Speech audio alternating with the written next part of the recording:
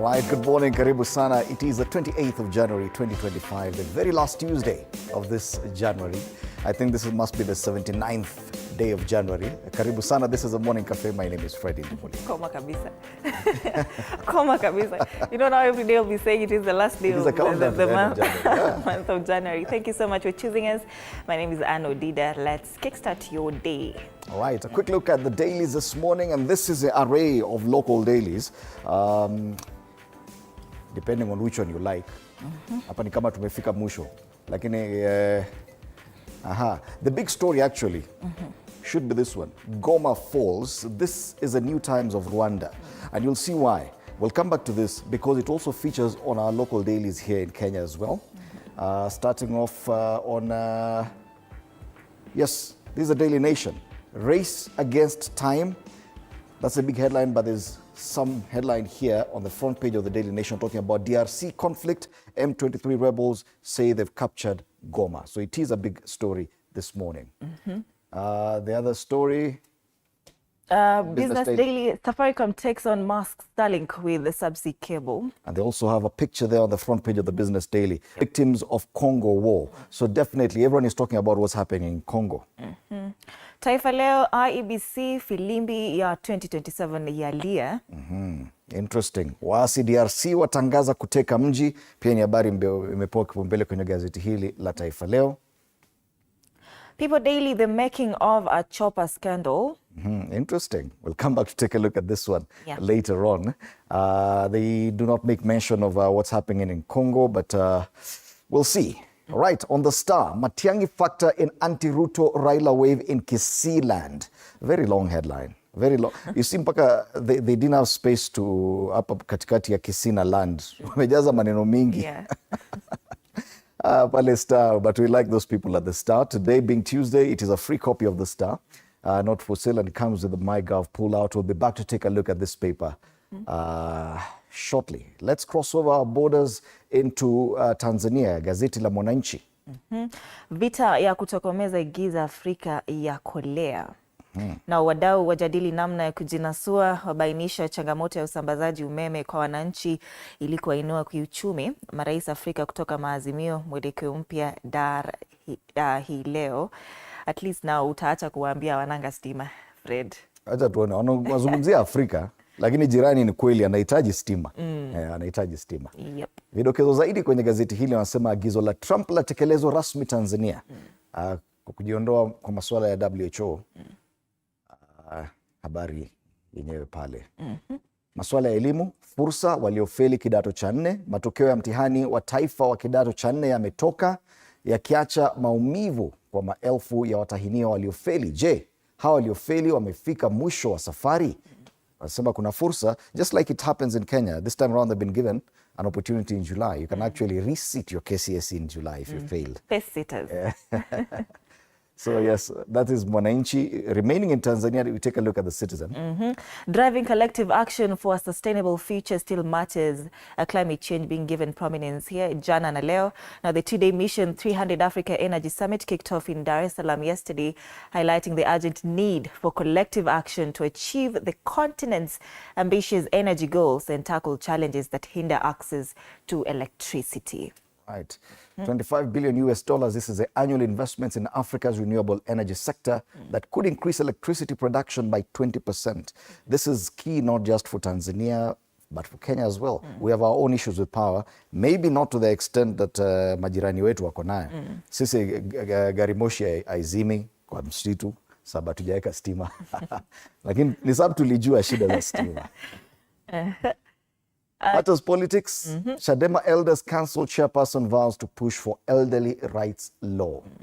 That's as far as the Citizen is concerned. We cross over now to Rwanda, and today we include at least one paper from Rwanda with this headline, Goma falls. It's an interesting headline because it is still disputed whether or not this is accurate. DRC claims their army, that is the FARDC, are still in Goma. But Rwanda is quick to scream this because It's M23, and allegedly, Rwanda supports the rebels. So they were very quick to scream Goma falls. M23 had issued a deadline of 3 a.m. Monday, January 27th, for government forces to lay down arms. This is a big story, not just in Rwanda, in DRC as well. We've tried looking for newspapers from DRC. Samahani. Ni kama wananga gazeti. But at least from Rwanda, we have that story. Yeah. We go to Uganda. Matters education being given prominence. Best UPE schools per district. They continue just highlighting the best performers. But you realize that even in Uganda, they give at least half the page to this story about what's happening in Goma. M23 rebels enter Goma. They don't scream like those people in Rwanda saying Goma has fallen. They just tell you that the rebels are in Goma. Yeah. And that's a big headline there on page 1 of the New Vision in Uganda. A Daily Monitor, US aid cuts bite.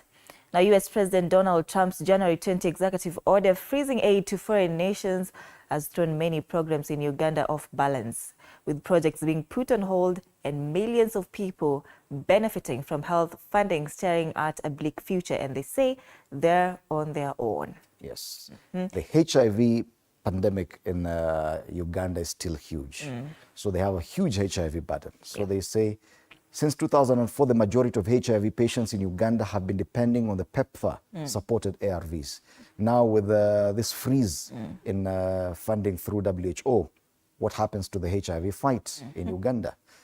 Now you see how much space on the front page has been dedicated to that piece of news. The rest of the page talks about Goma. Thousands flee as M23 rebels seize Goma. Yes, so they have even some very nice picture there. You see where Uganda is, DRC is here, Rwanda is right there, just below, and Goma is right at the border of DRC and Rwanda. There's been even fighting across the border between armed forces in Rwanda and DRC, and some people even in Rwanda have been reported to have died from gunfire from this conflict that's going on. What's happening is that on Wednesday this week, President William Ruto announced that both leaders from DRC and Rwanda are expected in Kenya for some talks, probably to help end this. But what happens now that the M23 rebels claim they have taken over Goma? The two leaders don't see eye to eye. They already don't see eye to eye. We had Kagame speak and say some very not nice words about his counterpart in DRC. Meanwhile, there's a refugee crisis building up there.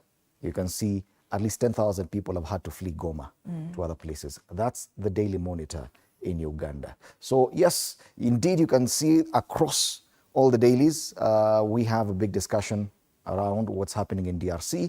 It will be part of our problem because they have to come to Kenya, at least to try and see if they can discuss this and other issues. Before we come back, take a look at our local dailies in depth. Let's take a look at the weather situation back home. Today we start off in Garissa. 25 degrees, feels like 27 as at now. Cloud cover for the better part of the day. It will be sunny. No signs of precipitation, so comfortable weather. Highs of 37 degrees. 37. I think this is the highest we've seen this week. Yeah. And it will persist for the better part of the week, highs of 37. Across this entire week, into next week, 37 degrees Celsius in Garissa. Kama ulikuwa mpanga kwenda Garissa, chunga sana, kunywa maji. In Kitale, it's much chilly. A lot colder there, 13 degrees Celsius as we speak. A lot of cloud cover today for the better part of the day. Some sunny intervals, especially for the morning session. Ikifika saa 8 hivi, we see some cloud cover. Highs of 26 degrees Celsius in Kitale. Very comfortable weather for that part of the country. Let's take a look at Diani. 26 degrees, feels like 28, highs of 31. Cloud cover for the better part of the day as well. A lot of sunshine. Yep. Diani, actually. Precipitation kidogo, but yet you can't feel it. Yeah. Your sweat will be more because 31 degrees Celsius is quite hot as well. Yeah. Pale Seme. Feels like 24 degrees, highs of 27. Showers of blessings huko nyumbani. Yes, in Kisumu we do expect a bit, 1.3 millimeters of rainfall. you may feel it probably, at least in the afternoon, but for the better part of the morning, sunny intervals. Yes. That's as far as Kisumu is concerned. Tuangazie Nakuru. 14 degrees Celsius, feels like 15. This is a mixed bag of cloud cover and sunshine. Kidogo tu. Definitely some rainfall in Nakuru. 9.9 millimeters of rain. For farmers in Nakuru, this is definitely good news. 25 degrees Celsius, that's the highest today. So Nakuru, comfortable weather there. And finally, Nairobi. 17 degrees as at now, highs of 22. Comfortable weather, kutanyesha. According to this map, ata musingoje jua. Today it's cloudy throughout the day. Tuangalie level, yes, 15 millimeters of rain. So definitely kutanyesha Nairobi. Leo definitely kutanyesha. Na kwanza asubuhi 80% chance of precipitation. So beba mwavuli. That's as far as Nairobi is concerned. Umesikia tumesema beba mwavuli. Kukikosa kunyesha, usitublame. Bora uko na mwavuli at least. Ni weatherman. Ni weatherman, sio sisi. Sisi kazi yetu tunasoma ile imeandikwa. So let's take a look at the traffic situation. And this is a map of Nairobi. Load kidogo, yes. And you can see part of Thika Road, there seems to be a bit of a problem there. Around just before you get to the Utalii Drift, after the Allsops interchange there. This is the KCA University area towards town. There seems to be a problem there around this sector. And this is way before you get to the Pangani interchange where there's usually a problem. So whoever is using Thika Road around KCA University, we don't really understand what's happening there. But kama unaelewa, let us know as well. Other areas, Jogoo Road is building up slowly at this time. Buruburu Junction there, Makadara. Once you get to City Stadium roundabout, it's getting easy. Green all the way as far as Landis Road is concerned, getting towards Haile Selassie Avenue. Opposite Machakos bus station, hapo Mudhuru, hakuna traffic. But once you get into town, Haile Selassie Avenue is building up slowly. Other areas of concern, probably ni pale, itwaje barabara, Kangundo Road. Areas around Mama Lucy Hospital. It's building up as you get towards Outer Ring Road, a long stretch of red there. So if you can avoid that as well, tafadhali do that. Pipeline area, kama kawaida matatu pale zinasumbua. We'll be back to take a look at this traffic situation at 1:30. Right now, ni kama not much is happening. All right? Let's take a look at the quote of the day.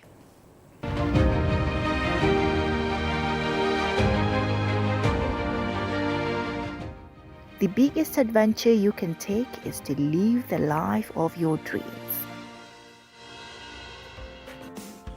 All right, and just before we get down to the papers, this is our panel this morning for State of the Nation. James Gakuya, MP Embakasi North, Joe Mutambo, former MP Mwingi Central, and Dismas Mukua, political risk analyst. These are the gentlemen who will be in studio. Take a look at the headlines today. Do stand by for that. After that, importance of insurance, we'll be telling you why you must have an insurance. You should have insurance. With Anthony Mwangi, an insurance expert. All right, do stand by for that as well.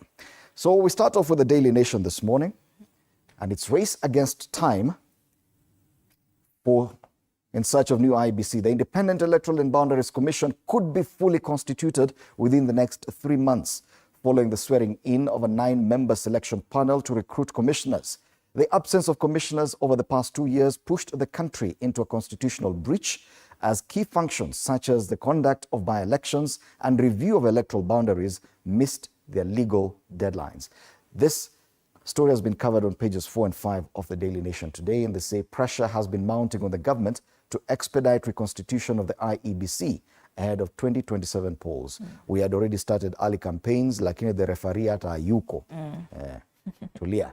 These are just some of the faces of members of the IEBC selection panel who were sworn in yesterday by Chief Justice Martha Koome. Other quick highlights on the front page of this paper.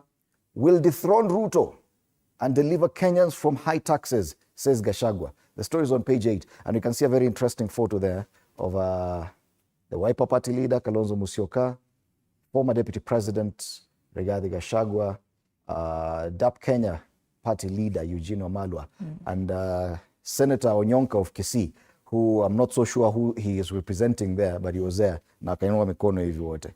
He said. Juzi Gachagua na Martha Karua waliinua mkono pia. Ni kama hata sisi tafika mahali tuinue mkono. That's just one of the stories there. Ulikuwa sema he said? He said yako hapo for Matiang'i. Oh, he's there representing Matiang'i. Yes. Okay. Interesting. Interesting. African presidents outline plan for the Africa we want. That story is on page 7, and we do have a picture there of President William Ruto. The quick highlights pale chini. Where's the money? Treasury blamed for school heads' protest. Remember, school head teachers had actually complained and said they will shut down schools. Treasury kawaambia ngojeni tu mwisho wa mwezi huu tutawapatia pesa. Well, mwisho ndo huu umewadia. Januari imeisha. It's the last Tuesday. Where's the money? That's the question. Of course, a big story in the region, DRC conflict. M23 rebels say they have captured Goma. Have they really? Reports from other media outlets indicate that FADC, which is the main military unit of the DRC, still has control of the airport, at least in Goma. Portrait of Resilience, my battle with stage 3 breast cancer, is a special report on the Daily Nation Matters Health. You can get yourself a copy and read more. Business Daily, Safaricom takes on Musk's Starlink with a subsea cable. Now Safaricom is seeking to regulate, or maybe regulatory approval, to build the first undersea, that is, lakini hizi vitu mbona zimeandikwa hivyo? Na huyu jamaa mwenye atuletea physical copy ya magazeti leo akunyeshi ama amenyeshewa? Ni uongo hiyo. Okay, Safaricom wants to build something undersea to take on Musk's Starlink, whatever. But the top story here is also the one victims of Congo war ambao hapo wanajaribu kutoroka that. And these are images that most Africans should not want to see on the front pages of the dailies. Yeah. Back in 1994, when there was a genocide in Rwanda, these were the pictures we used to see. I know 1994, many people here hawakuwa wanajua kusoma gazeti. Lakini this is a very sad photo. A young boy trying to carry jerrycans of water, just seeking for safety. Yeah. Over 10,000 families have been displaced from Goma as we speak. And that's a sad state of affairs. And let's hope that that Wednesday meeting will actually help. Other quick highlights on the front page of the Business Daily. Treasury triples funding for roads, bridges after outcry. Lakini hiyo pesa inatoka wapi hata mkitriple? Naona jamaa wa magazeti ni kama amefika. If they can sort us out, it will be much better. Infrastructure bond tax break hits 25 billion shillings. Ex-Ticketown MP's farm faces auction of a Stanbic loan. And Kenyans spend less on entertainment. Half of Kenyans spent less than 10% of their incomes on eating out, home improvement, and leisure. This is the front page of the Business Daily. Let's move on now and take a look at Taifa Leo. Gazeti la Taifa Leo, masuala ya IEBC ndio yamepewa kipaumbele. Habari kuu pale wanasema IEBC filimbi ya 2027 yalia. Jopo kazi hilo linalotarajiwa kukamilisha uteuzi wa makamishna Mei litasimamia mchakato wa uchaguzi mkuu ujao, uendeshaji wa uchaguzi mdogo na ubainishaji wa mipaka. Lakini sielewi ni jopo kazi gani? The selection panel just needs to select IEBC. Then IEBC will do the rest. Hatimaye Ruto ateua jopo la kuteua makamishna wapya wa tume ya uchaguzi. It's indeed a huge step forward because we've been wrangling on just the selection panel, not even the IEBC itself, the selection panel. Finally, they've been sworn in, and we just hope that there will not be any other hurdles. They can get to work, and within 90 days, we do have an IEBC. Yes. Maabusu watoroka, polisi wakitazama mechi. Hey. Msako wa kuwanasa wafungwa 8 waliotoroka Taita Taveta waanza. Askari walikuwa wanaangalia. Hawa askari hawa lazima ni wamanio. Lazima. Hawa ni wamanio hawa. Sijui wanang'ang'ana nini sana hawa mafano wamanio. Wanamfiekea Raila njia ya AUC.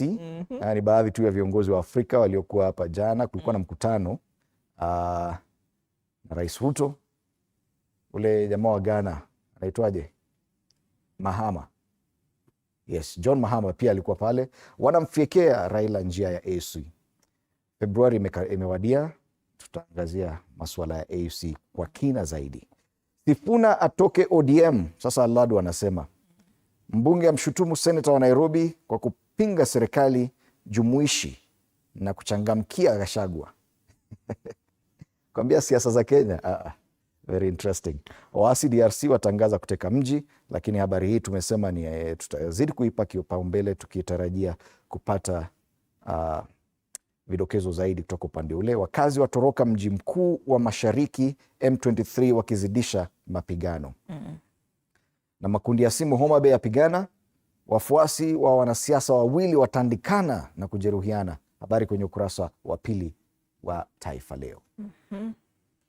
People Daily, the making of a chopper scandal is their top story there, and in what amounts to a mockery of Kenyans fighting the weight of high taxes, National Treasury announces tender for helicopters to fly state officials. Preaching water, drinking wine. This is a country where they're yet even to release capitation for schools, but they're now issuing a tender for helicopters to fly state officials. Why? Because they cannot use roads.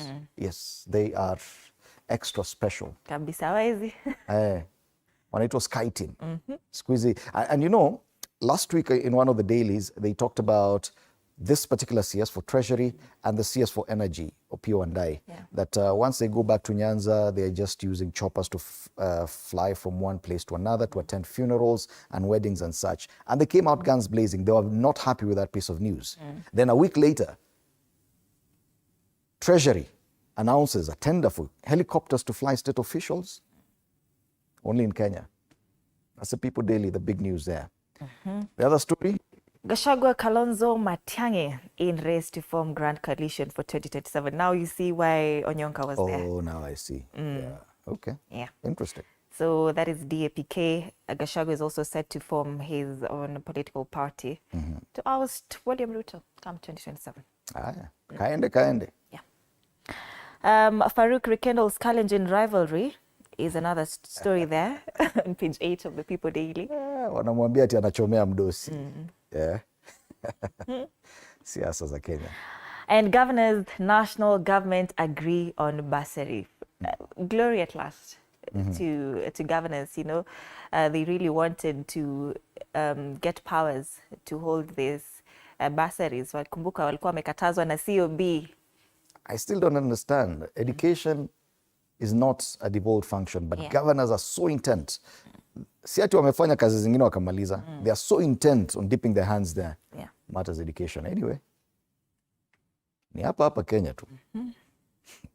On the Star, Matiang'i factor in anti-Ruto Raila wave in Kisiland. Very long headline. I don't know why they had to put all those words.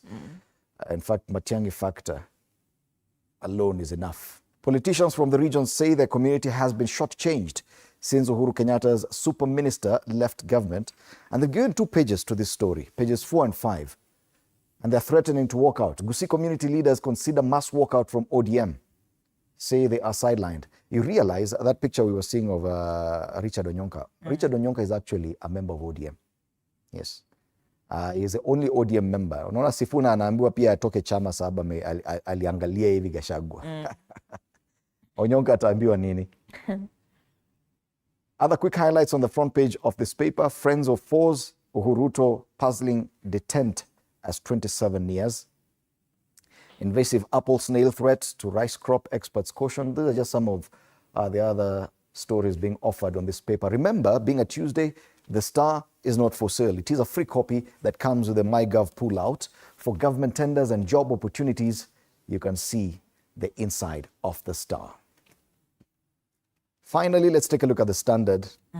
Bare-knuckled former Deputy President Rigathi Gachagua, in a scathing attack on President William Ruto, has claimed he presides over corruption at State House and that a new coalition will be crafted to ensure he is a one-term president. Now, Rigathi Gachagua says State House is the real center of corrupt activities. Mr. President, look for a mirror and look at yourself first before you talk about corruption. Jamasi amekuja sana. Truthful men. Truthful men, I say. Yeah. Na alisema hata mimi ujue mimi ni kichwa ngumu. Said yesterday. Crisis Goma meeting called in Nairobi. And we see a photo there of the members of M23 armed, walking alongside residents on a street in Goma yesterday. That meeting will be held by President William Ruto, who also chairs the ESC Commission. And another story there, Central Kenya fears return of Mungiki gang. This story, we gave it prominence yesterday and Sunday as well, right here on TV47. And residents in the region feel the recent political developments are an indication that dreaded youth could be regrouping to make their lives hell. HIV plans in jeopardy after Trump call. That story is on the top strip of the Standard and features on page 10. Businesses defying ailing economy on page 27 of the Standard, and thousands troop back to Gaza. World, page 30 of the Standard. And we have sports there. Tall order for Shujaa after Perth leg. And here we see intrigues, gaps in Wanjiru death inquest. Details of the probe into marathoner's death show there were missing CCTV footages and inconsistencies in witnesses or witness statement. And that story is on page 2 and 3 of the Standard. And as her sister here says, it is unusual in Kikuyu tradition for a woman to enter her married sister's bedroom. I asked her, why are you cleaning the evidence that had already been observed by senior police officers? But she remained silent. That's the Standard. Right, but the back page of the Standard is a tribute to Bob Monroe, the founder of Mathare Youth Sports Association. Monroe takes a final trip to land of no return. And we have pictures there of taken yesterday during a requiem mass for the Mathare Youth Sports Association founder, the late Bob Monroe. We have a picture there of former Mathare Youth Sports players carrying the casket of their founder, and a picture there of his widow, Ingrid Monroe. And that's the back page of the Standard. So these are the local dailies, and we'll be back to take a look at the main headlines with my panelists on State of the Nation. As we wrap up, remember, Goma, big story. Let's take a look at the cartoons. We start off with a cartoon on the Daily Nation.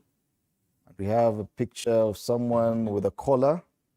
I think this is Reverend Kobia, who chairs the NCIC, the National Cohesion and Integration Commission. He's seated somewhere at a desk, but is wounded, is injured, is walking with crutches, his plastered leg is on the table, but he's sitting in a puddle of fuel, and politicians, so basically politicians adding fuel to incitement and other issues, and Kobia saying on politicians hate speech, quack, quack, quack. Basically saying a lot of nothing. Yeah. That's a cartoonist's take. Usinikasirikia mimi. Amesema quack, quack, quack. Mimi kusoma tu. This is the Standard, and we see, I'll always work with the government. Is that quote to Secretary General? Oh yes. You see purple shirt, you know it's him. Na tunaona pale amebebwa na workers ambao are sort of malnourished, hawajiwezi, and we see a bag of money. Somebody securing the bag wakielekea State House. Imeandikwa KK. Anafuata hapo, alafu me, I will always work with government. Kwa nini? Money. So, People daily. They say apply for your national ID here. That is the government pulling these 18-year-olds. And they say, you mean it's that expensive to turn 18 in Kenya? And the government says for you to be qualified, for you to qualify to be a Kenyan citizen, you must pay 1,000 Kenya shillings. Yes. So the government is demanding for 1,000 shillings from an 18-year-old who has never worked a day in his life. Yeah. You know, we always assume every 18-year-old has a parent. Some are orphans. Yeah. I was born in Kenya. I've just turned 18, and you're forcing me to pay to be a Kenyan. Yeah. And you know, Karua said this is a scheme to rule them out. I tell you, unfortunate. That is the People Daily, and finally the Star. We have a caricature of the president in that typical fashion on top of one of his vehicles. Of course, when he's like that, he's campaigning. He's the one holding the gun. He's yet to declare the race has started. So he's telling everyone else, wait until we start. Yet he has already started, the irony. And yet he's the same one to take a shot to fire the gun and allow others to start campaigning. So those are just some of the cartoons. A lot of political news in Kenya today. Bare-knuckled, what Rigathi is telling the president, Matiang'i on the Star, and other issues. At least something positive with the swearing in of the Iebc selection panel. Finally, something at least moving forward. We'll be looking at this and a lot more with my panelists after the break. Stay with us, interact with us on social media platforms at TV47 Kenya on Facebook and YouTube, TV47 News KE on X. My hashtag is Ann_Odide. The hashtag is Morning Cafe. My handle on X is @FreddyNdemuli.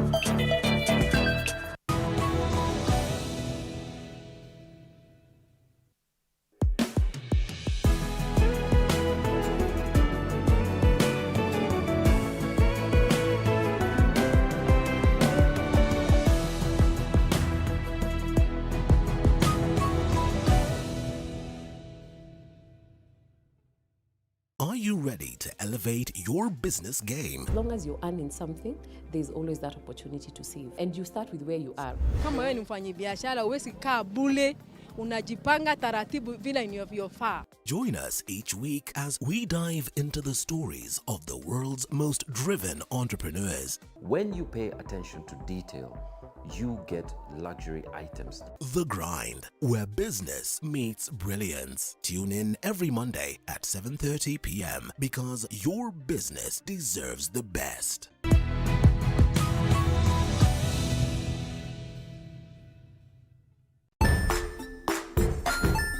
Hey there, friends. Welcome to Kids on the Block, where fun and imagination come alive. We dive into magical world filled with exciting adventures and awesome friends. What position were you in? I was number 2. What position were you? Number 1. He decided to cross the bridge by his house and look for food on the other side. We're going to do half cup of chocolate chips, and the other one, we're going to do half cup of the blueberries. So, grab your imagination hats and get ready to explore with us. Join us every Saturday at 9 a.m. for new friends, amazing stories, and tons of laughter. Join us as we explore the journeys of those who defy the odds and break barriers. We dive deep into the stories of triumph. Sometimes when parenting a child with a special need or whatever disability, family life becomes a bit complicated and you may end up raising the child on your own.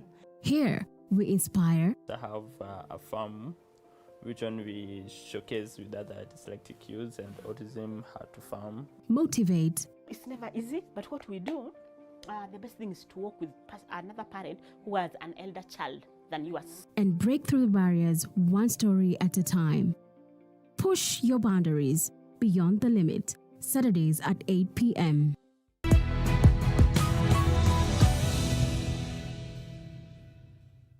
Jiunge nasi tunapoangazia safari za viongozi bora.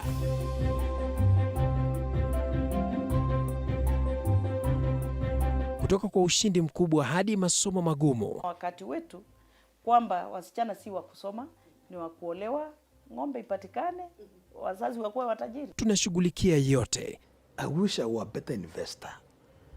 My parents taught me how to look for things for myself. Tazama Mfahamu Kiongozi, ambapo kila kipindi kimejaa maarifa, mikakati na hadithi za kukuza azma yako. For me to succeed, I have to fight. Kila Alhamisi saa 1:30.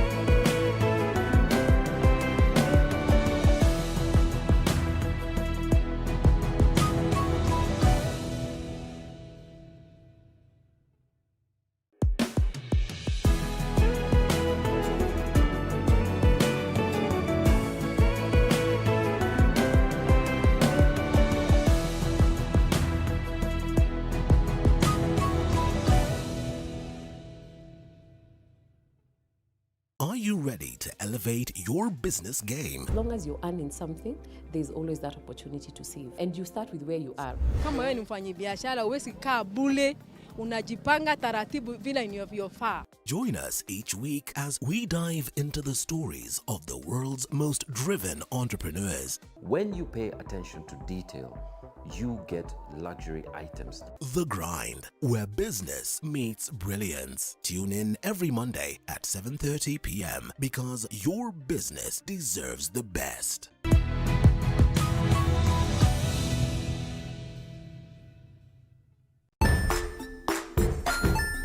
Hey there, friends. Welcome to Kids on the Block, where fun and imagination come alive. We dive into magical world filled with exciting adventures and awesome friends. What position were you in? I was number 2. What position were you? Number 1. He decided to cross the bridge by his house and look for food on the other side.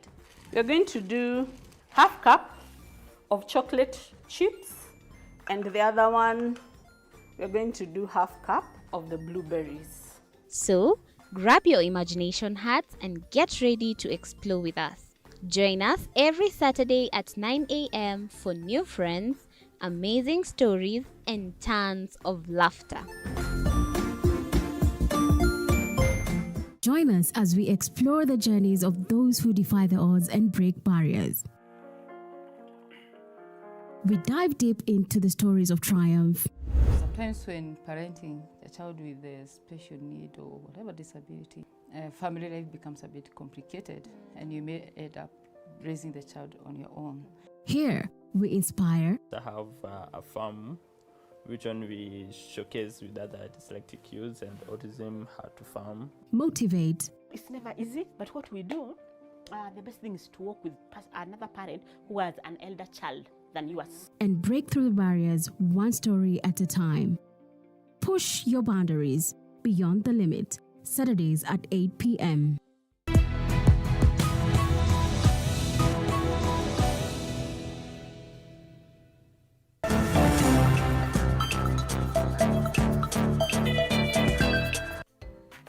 All right, welcome back. You're watching Morning Cafe right here, TV47. My name is Fred Indemuli. Time for us to take a look at the big headlines today. And just a quick run through the headlines. Race against time is a big story on the front page of the Daily Nation. Matiang'i factor in anti-Ruto, Raila wave in Kisii land is a star. Bare-knuckled, the big headline on the front page of The Standard. But I want us to start off with a headline on People Daily, the making of a chopper scandal. Allow me to introduce my panelists this morning. On my immediate left, Dismas Mokua, political risk analyst. Karibu sana, TV47. Asante sana. Next to Dismas, we have James Gakuya, MP Embakasi North. Karibu sana. Thank you. And Joe Mutambo, former MP Mwingi Central, also joins us. Karibu sana, Bwana Mutambo. Asante. All right, so we've seen in the recent past choppers becoming very popular, especially with politicians. Now we're seeing this story on the front page of the People Daily.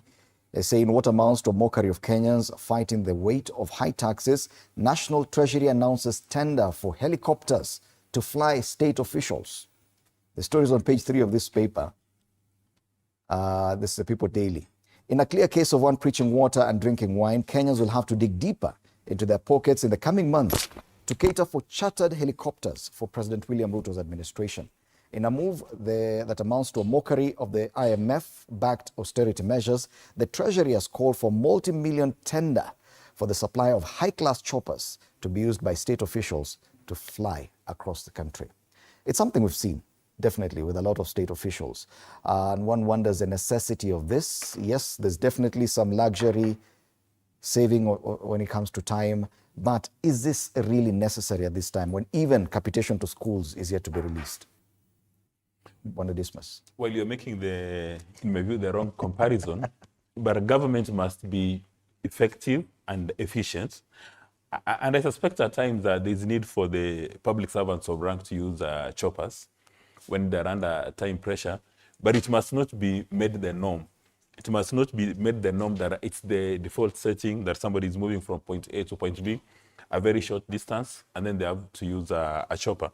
And unfortunately, the obtaining situation in Kenya, especially among the political class, and public servants of rank, they want to use the choppers. And this was well described by President Museveni when he was in Kenya a few days ago about arrival zoom, that when you have this helicopter, it's now a status symbol that it's a status symbol that now you've made it in life, and you have to keep on jumping from one funeral to another. And as you indicated, and rightly so, that most of these government taxpayer-funded choppers are hardly used for government business. It's on a Friday and Saturday and Sunday when politicians want to use these choppers to display opulence and to display power, which is unacceptable. But if you're using a chopper as a public servant of rank in the interest of Mura, Wanjiko, and Nalima, then that is acceptable. But again, on the flip side, you cannot be increasing taxes every single day and telling the normal taxpayer that they must tighten your belt, and then the following day, you are displaying opulence. So Mama Mboga in Mosochi will wonder, why am I paying a lot of taxes and I'm not seeing these taxes reflected in the supply of public goods? But rather I'm seeing opulence. And especially from Western Kenya, we see these politicians, they want to attend 5 funerals in a day because they are looking for votes. So even some of the funerals they attend, they don't even know the deceased, they don't know who has died. But because they are looking for votes, and people in the villages will be excited by these choppers, that bill lands in the taxpayer's account. So there is valid expectations that members of the National Assembly and the members of the Senate, including the honorable member on the left, on my left, will actually seek to establish that if you're going to have these kind of contracts for supply of chopper services, are they going to make the government efficient and effective, or are public servants of rank and politicians simply using them as statements of arrivism that they just want to intimidate the normal folks in the countryside? Okay. Wanagakuya, the question is it necessary? I know you've had and you've interacted with these politicians. A lot of your colleagues, even yourself, probably have had the opportunity to use these choppers. Do you feel that it is necessary that Treasury actually spends taxpayers' money towards that? Thank you, good morning. Allow me to salute viewers wherever they are watching this morning show from. Not coming to the concern. One, let me say it's not a crime to have choppers for the most necessary necessities of the high need. However, this requires how the budget priorities are based on. And as we speak, we have various number of choppers lying at Wilson Airport for hire. And in case there is any emergency, nobody would start to say that there is no availability for choppers for hire. Otherwise, to buy a chopper single one is tune of 300 million or 400 million. But in fact, probably for a year, the necessity of that chopper to hire will cost the Kenyan taxpayers less than 5 million for that one particular year. Then there is no comparison of such an expenditure for this particular time that the country is in what you call economic crisis. And during such a time, I think priority order is very necessary because that is what gives you what to prioritize first. Today, you are unable to give teachers capitation money, but you are capable of moving to tender for choppers. What priority do you put first? Do you clear in schools first, or do you want to buy choppers? These choppers have no any other business. This is preparation of what you call a machinery for campaign. And it's very unfortunate. These people have money.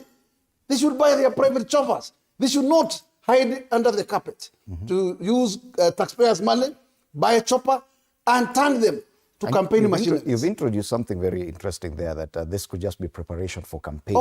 Of course, yes. Don't think the money is anything else to do.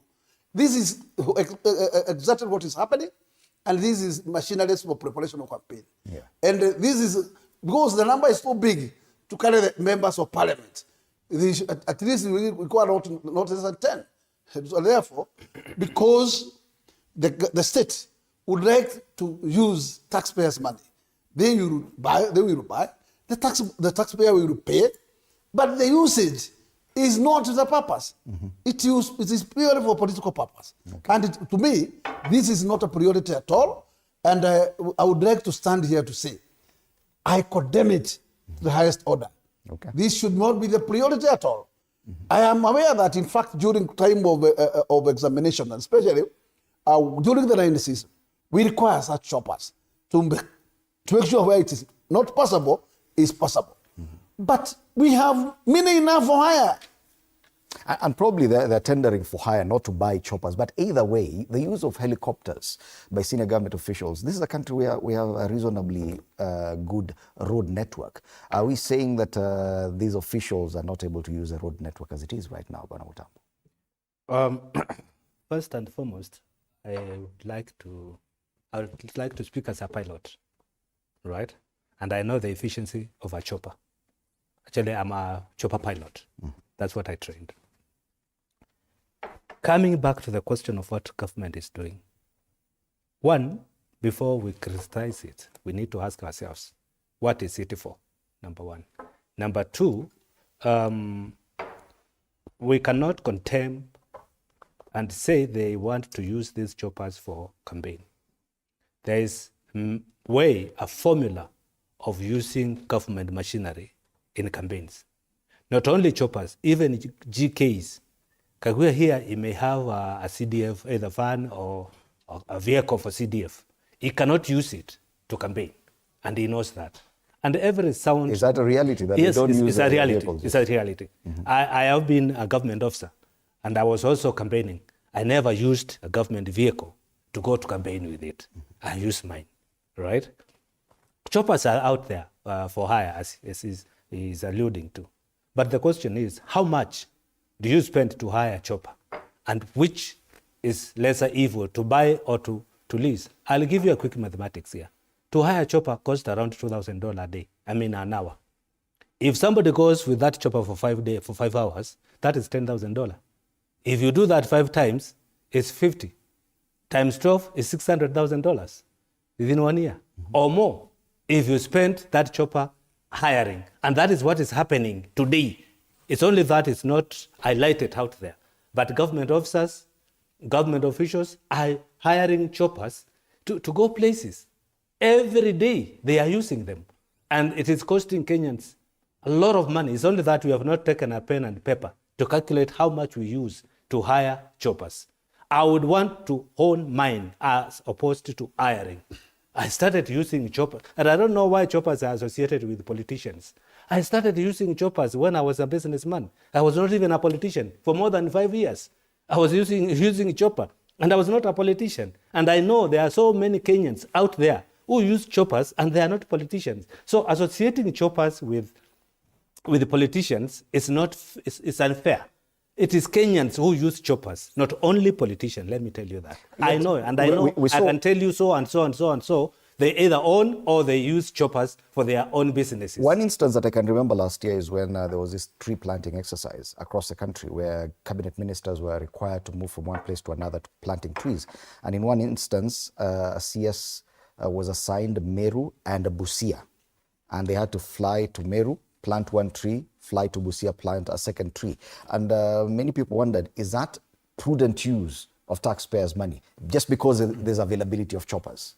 I mean, my view would be that whoever is scheduling those diaries for the public servants of rank, they need to be aware that the usage has to be efficient and effective. So that if you're going to plant trees in one part of Kenya and you need to be in another part of Kenya, then you consider the time difference so that there is the efficient use of taxpayer resources. But it's the case that most public servants of rank, they don't care about efficient use of public resources. And there is this almost derogatory language used that ipesa sio ya mamako. So if it's not your mother's money, then you can misuse as you deem fit. But Joe has raised a fundamental issue here. If you're running your own private business and you're using your company resources, you can use your chopper as you deem fit. You can even hold a birthday party in the sky using your choppers because those are your private resources. Now, the reason why choppers in Kenya are associated with politicians, that a normal politician who on a normal day cannot afford a cup of tea or a cup of coffee like this, but as soon as they're sworn into office, then all of a sudden, they're jumping from one place to another using taxpayers' resources in the name of hiring choppers. And I think that is the only issue we have. That when you've been given responsibility by Kenyans to take care of their taxes, do not misuse these taxes in the name of opulence, in the name of displaying arrivism. Because you notice as soon as they win an election, the first time they get into a chopper is they go to their village for homecoming, where they want to pronounce themselves as the new lions in town. I think that is the issue that people have against the choppers. And then as Mheshimiwa has indicated, maybe we need to review those documents carefully to find out whether or not the government is actually wanting chopper services for a particular financial period, or whether in fact they're buying. Now, if they're buying, then that would be a mistake because, again, as the captain has indicated, there may be no merit in buying.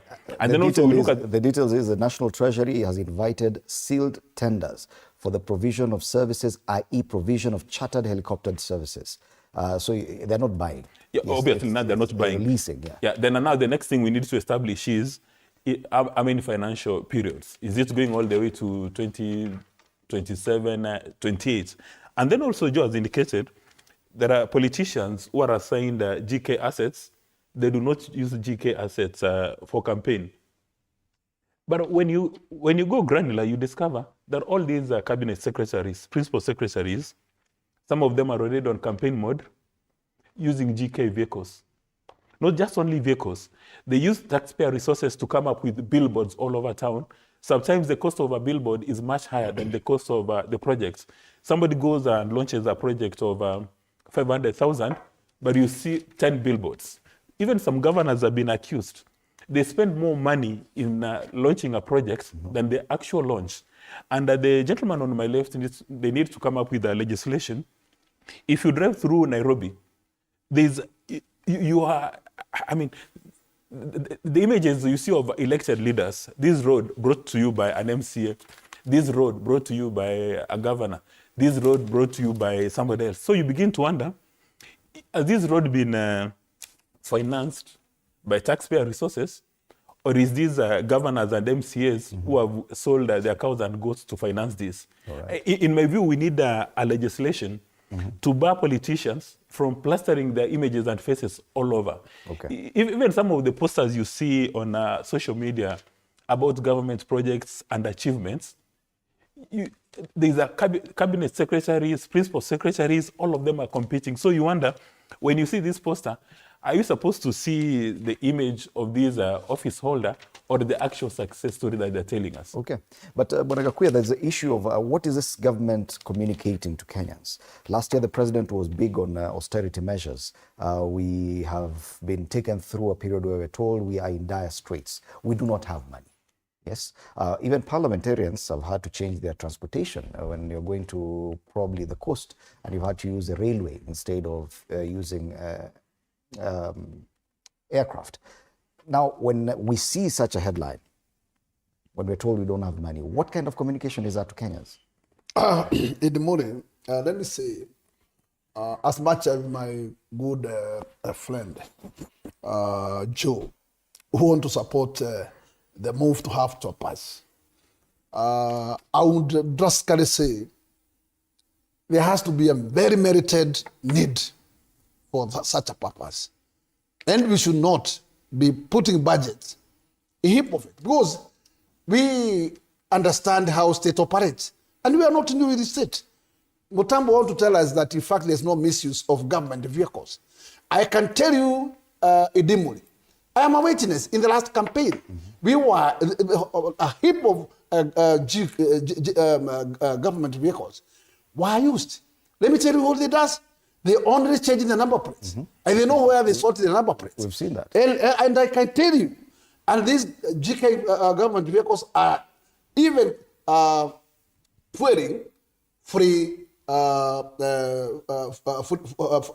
the fuel. It is unfortunate because that's a misuse. And at the end of the day, every cost will be transferred to the taxpayer. It's unfortunate. If it's a campaign, you must do it privately.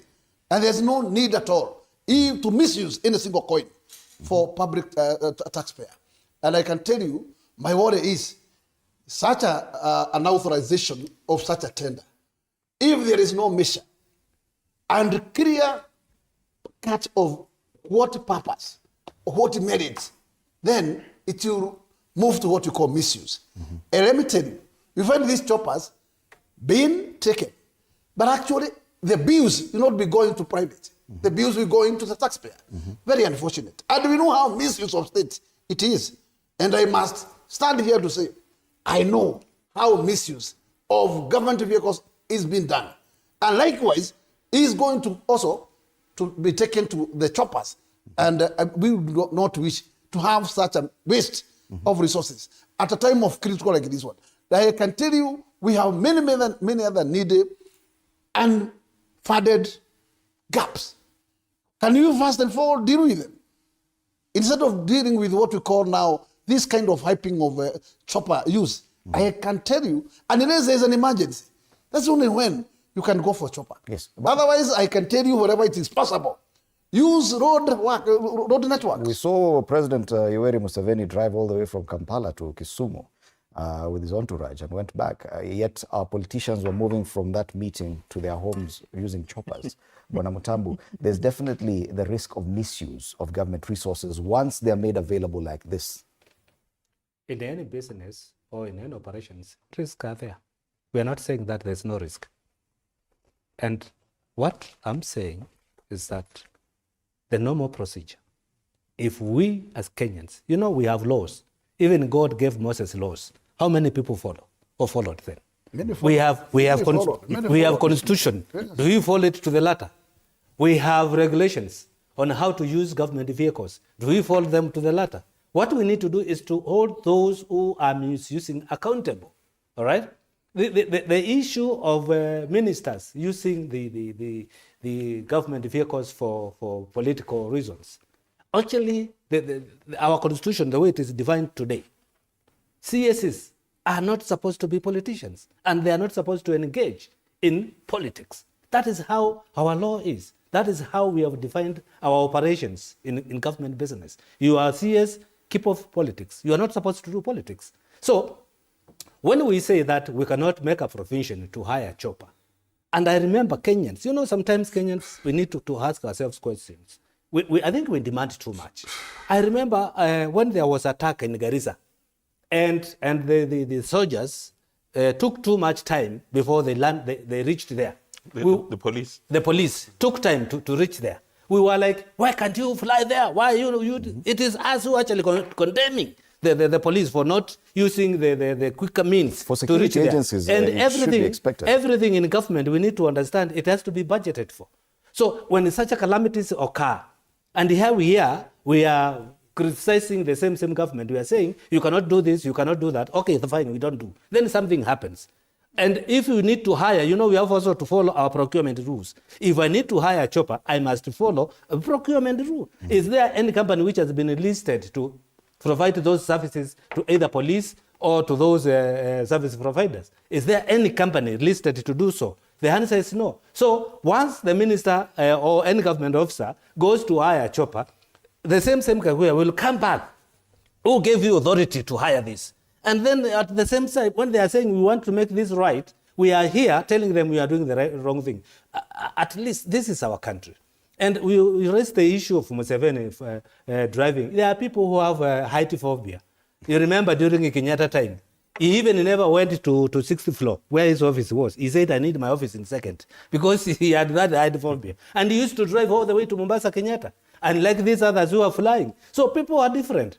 And you cannot just operate the way the other people are operating. If Museveni feels unsafe to fly, and maybe he does not trust his pilot, he will take a car where he has. And I know so many even other leaders here in Kenya who cannot even board a plane because they fear. So you can give, I mean, we give them their rights. All right. Yes. In the money, to sum it, Let me also tell my good friend that the police fraternity has not indicated that they are in scarcity. And in their budget, there is always money for such use. In Army, KDF, they have that such mandate. And let me tell you, at the times of emergency, those are institutions of the people. And there is no boundary that actually, at a particular time of need, those choppers cannot be used to deal with emergencies. At the same time, I am not saying that we cannot have a clause in the budget to hire, but for particular reasons, not for just an open explanation. Allow me just to buttress the point. Yes, we need to take a break. Yes, nobody says that government officials cannot use the choppers, but their usage must be efficient and effective, and they must not be used as statements of symbolism. All right. Indeed, the big headline there on the front page of the People Daily, the making of a chopper scandal. National Treasury has issued tenders for the provision of chopper leasing services for use by national government officials. What do you think? Do you think this is a necessity at this time for this country? Time for us to take a break. When we come back, we look at more headlines. You're watching Morning Cafe.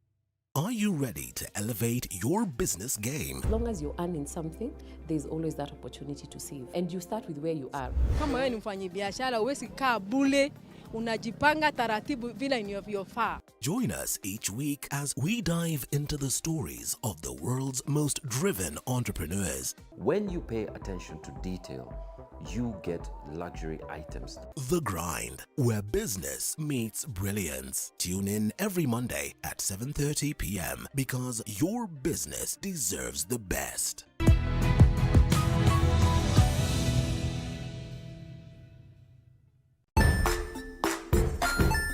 Hey there, friends. Welcome to Kids on the Block, where fun and imagination come alive. We dive into magical world filled with exciting adventures and awesome friends. What position were you in? I was number 2. What position were you? Number 1. He decided to cross the bridge by his house and look for food on the other side. We're going to do half cup of chocolate chips, and the other one, we're going to do half cup of the blueberries. So, grab your imagination hats and get ready to explore with us. Join us every Saturday at 9 a.m. for new friends, amazing stories, and tons of laughter.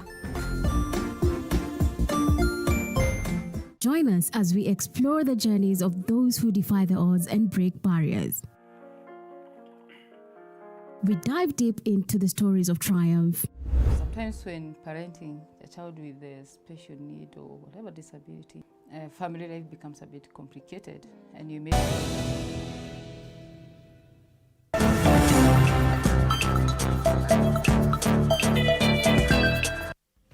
All right, welcome back. You're still watching Morning Cafe on TV 47 with me, Fred Indimuli. We continue looking at the headlines with James Gakuya, MP Embakasi North, Joe Mutambu, former MP Mwingi Central, and Didmas Mokua, political risk analyst. Finally, we do have the Iebc selection panel. Finally, something positive for this new year. Race against time, that's a big headline on the front page of the Daily Nation. And we have pictures of the 7 out of 9 members who were sworn in yesterday by Chief Justice Martha Koome. We have Ms. Kokimoli, Kiome Linda Gaki, James Evans Misati, Nicodemus Kipchirchir Bore, Nelson Makanda, Adams Olo, Tanui Andrew Kikoich. This is a story that everyone has been covering, including us here at TV 47. Let's watch the story.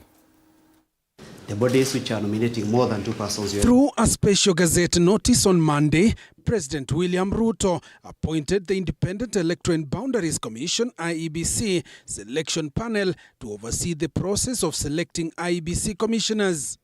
The move comes 3 years after delay in the appointment that has caused a heated political standoff over numerous court and political disputes. President Ruto appointed Kiome Linda Gaki, Olo Adams, James Evans Misati, Nicodemus Kipchirchir Bore, Ambassador Koki Muli Grignon, Caroline Kituku, Tanui Andrew Kipkoech, Nelson Makanda, and Fatuma Saman to be members of the panel. In the notice, President Ruto also revoked the earlier notice of selection panel that was gazetted in 2023. I, Kipkoech Andrew Tanui, having been appointed as a member of the Independent Electoral and Boundaries Commission selection panel. The 9 were sworn into office at the Supreme Court building on Monday morning. The responsibility you assume today is not just a legal function. It is a solemn call to serve the people of Kenya and safeguard the integrity of our democracy. The credibility of elections defines the stability of a nation. And history has shown us that when elections are free, fair, and transparent, our country flourishes. National Assembly Speaker Moses Wetangula has urged the panel to speed up the process of recruiting new IEBC commissioners. Order. Member for Busia.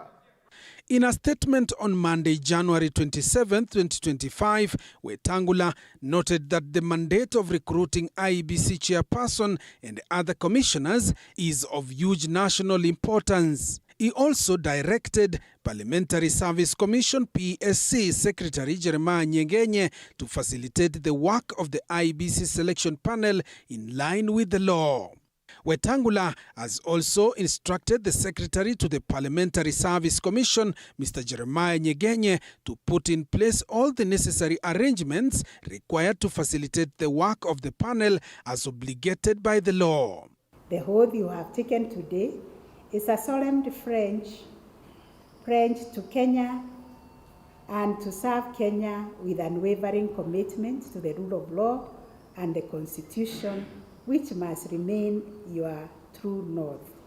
The 9-member panel is supposed to ensure that the electoral body is led by commissioners who are impartial, qualified, and capable of conducting free and fair elections. So we want to tell the people that have been given responsibility to actually work as quick as possible and make sure that we get our commissioners in office. Joash Onsare, TV 47, Nairobi. Yes, the 9-member team, the selection panel, now has 90 days to put new IEBC commissioners in office who will have onerous task of making preparations for 2027 polls and a lot more, including possibly a review of the boundaries and the limitation. But definitely something positive, Bwana Mutambo, for the new year, that at least now, there could still be some legal hurdles, but at least we have a selection panel in place. Oh yes, we do. And I remember last December when we were breaking, I personally promised to, and I'm sure he was asking me whether I honored my promise. Mm-hmm. When the matter was in court, I got involved with the people who were dragging the matter, and especially one friend of mine called Moody, who had taken the matter to court. And I told him that whatever you are fighting for, this is a system. And I can tell you, if Wiper has presented Koki Muli, these are the same people. And don't think that Wiper and the president, they are not talking. They will bring their own people. So you, as a newcomer, you will not penetrate whether you like it or not. And that's what I told him, the truth. And I told him the best thing for you to do is just to honor and say, continue, let Kenya continue. Kenya is bigger than us. And the gentleman had my request. And he was ready to withdraw the matter, although some other issues came in whereby court pronounced itself on issues of selection panel and all those kind of things. So I think it's a positive thing, and we expect a lot from them, because actually we are behind time. Mm-hmm. When you look at the constitution today, if anybody was serious to follow the constitution to the latter. We are behind the boundary review because it's a constitutional requirement that we review our boundaries after every 10 years. I think now we are 12 years or so. So it is constitutional quagmire. Any interested law-abiding Kenyan would actually take the government into court because of this. It is like now going past 5 years and we don't hold elections, all right? Kenyans will be half at terms because the constitution requires to do so. So I don't know why we select our constitution. We eat our bread at the battered side and we don't eat the other side, which is very wrong actually. And we must adhere to our own constitution. Whatever demand is there by constitution, the way we are so figure in pushing for women in parliament to, I remember court pronounced the parliament to be dissolved because we never went to attain the two-third gender rule, okay? So likewise, the court should come out and either pronounce itself on this matter of boundary review, although we know the reason why it is not being reviewed. Some of us we know, but it's not subject to discuss here.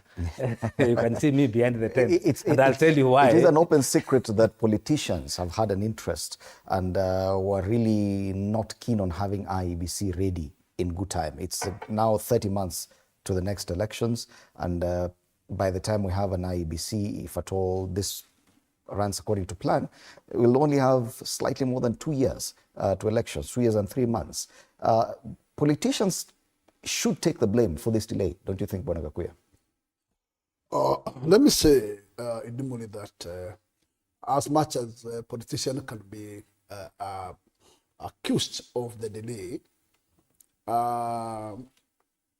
in fact, I would say if there was serious effort to have this particular panel, it could have not lasted to the tune of a wasted number of months. Because how could we, as a nation, allow the lapse of the window for the elimination of boundaries deliberately? You know, I always say, if the state has a deliberate effort, there is nothing which can stop them from doing anything. Because even the judiciary, it is part of the government. And therefore, things can be dialogued because of important nature of a situation. And nobody can tell me that the same judiciary was capable of having a panel appointed in the midnight, which was sat on Saturday to discuss matter to terminate the conservative orders that were given to the former deputy president. That's a very important cause that the state felt that it's too important to fill the gap and should be now, not tomorrow. I believe that is the same spirit and effort that we could have seen in this particular process of having this panel. Because Laida is already in the government. Caroso was not difficult at all. Then who was the problem? Because Caroso has been always saying he has no problem. And anything that can bring a light, he's ready for it. And I don't think that that was too big to take this country to this time of wastage. Right now as we speak, we have Magarini. The member of parliament was petitioned and he was dismissed by the court. That is a vacant constituency. We have another Banisa constituency.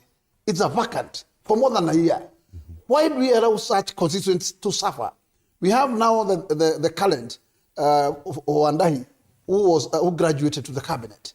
Why do we allow those constituents to suffer when the constitution is very clear? We should not leave and allow gaps in our constitution. Why do we?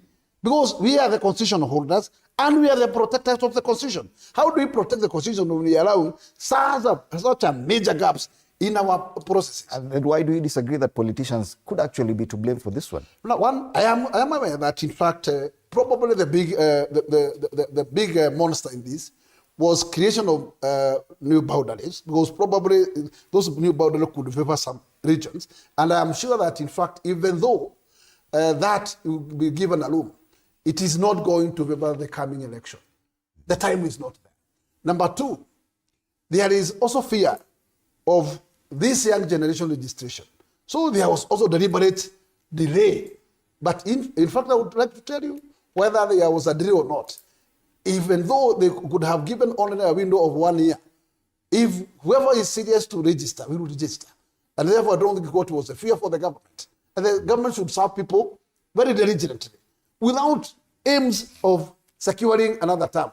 Because that mandate is only given to Kenyans, and give them that freedom to choose. And that's what I'm saying. When you get power, serve people, serve the mass diligently. Okay. Because at the end of the day, we may force ourselves to people when they are totally at the tail end, when they can't even dare. But this country, I always say, it is a civil country, and we always move to an election to choose for leaders. And the choose is for the people. And therefore, let us behave as an elected government, always. Okay. Bwana Dismas, look at the time left to the next elections, 30 months as of today's date. If we remove the 90 days for the selection panel to get the IEBC in place, we'll be left with 27 months, slightly more than 2 years. Now, there's the limitation of boundaries, registration of voters, the by-elections that Bwana Gakuya has mentioned, and preparation for the general election come 2027. Is it possible that the IEBC will be able to do all these things, or should it prioritize some and leave out some? As politicians, I'm sure they may be very comfortable to have part of that job left out until after 2027. Let's get an helicopter view first on the reason why you need to have back to choppers again. No. This is not an helicopter view. On the reason why you need a very strong IBC.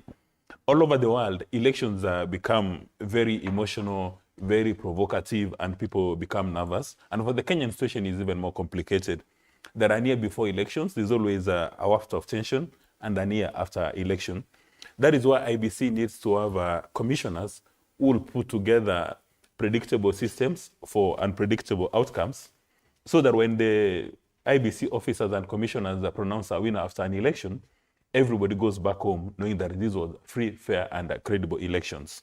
Now, the IBC Selection Committee has got a very unique opportunity to ensure that they select some of the best tools in the shed to go and become IBC commissioners. Because it's from the composition of the IBC commissioners that we will get confidence that people will have faith in the capacity of IBC to deliver. And some of the names mentioned are people who are highly regarded in society. So Kenyans, in fact, have got confidence that this selection committee will remain loyal to our national and public interest in doing their selection. So there is a valid expectation that while a number of the members in the IBC Selection Committee have got political leanings, but as soon as they get into that room, they'll be guided by the Constitution, our national and public interests. So that after going through the rigors of all those interviews, the people they finally present will have capacity and competence to deliver. Enough capacity to handle all the four things that they're supposed to do: boundaries review, by-elections, registration of voters, and preparations for a general election. All the four. Yes, do you think it's possible for the four to be actually achieved? It's possible to achieve them. Don't forget the fact that, in fact, you've got the infrastructure already in place. There's the secretariat. The only missing thing is the constitutional requirement to have the commissioners who will be responsible for policy direction. So the current secretariat has composed. They've already been doing press-ups, and I suspect the head of secretariat has got everything aligned, ready to hit the ground running, and is only waiting for the commissioners. And my suspicion is, as soon as you get these commissioners identified within the next 30 days, when they're sworn into office, they'll just go for quick programs, workshops, for them to understand the induction, to understand what IBC is all about. But the secretariat, at times above number, demonstrated that they've got capacity and competence for this kind of activity. So there's no doubt in my mind, and I'm sure there's no doubt in your mind, that everything has been laid, and they were just waiting for this. You did ask a very pertinent question. Then why has it taken time for this? The members of the National Assembly and Senate passed a piece of legislation some time back, and President Ruto appointed a selection committee.